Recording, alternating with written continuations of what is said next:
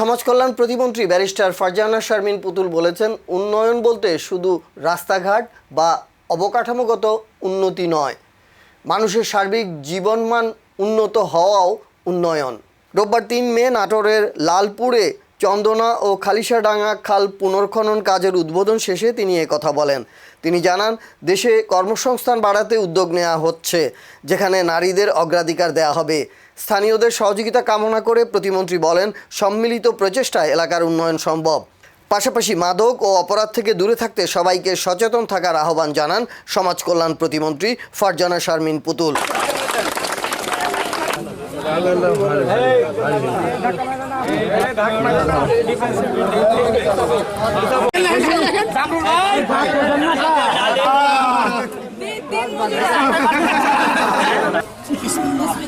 বাগাতিপাড়া শুধু না, পুরো বাংলাদেশের ঘর ঘর উন্নয়ন হবে ইনশাআল্লাহ।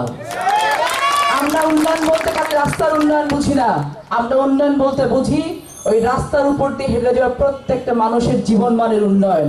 আমরা উন্নয়ন বলতে বুঝি যে আমার ঘরে কোনো সন্তান যদি যোগ্যতা থাকে তাহলে সে চাকরি পাবে। বলছিলাম এই কথাগুলা। বাংলাদেশে লক্ষ লক্ষ কর্মসংস্থানের ব্যবস্থা করা হবে, তার মধ্যে ৮০% হবে নারী। মনে আছে বলছিলাম নারীদের জন্য কাজ করব, সবে শুরু হয়েছে এগুলা। আপনাদের সহযোগিতা অত্যন্ত জরুরি। আপনারা যদি সহযোগিতা করেন তাহলে দেখবেন যে আপনাদের হাত ধরে এই লালপুর বাগাতিপাড়ার উন্নয়ন হয়েছে। এই ওয়ালিয়া উন্নয়ন করার জন্য কাউকে আসতে হবে না, আপনারাই পারবেন উন্নয়ন করার জন্য। কেবলমাত্র কি করতে হবে? কেবলমাত্র প্রশাসনকে সহযোগিতা করতে হবে।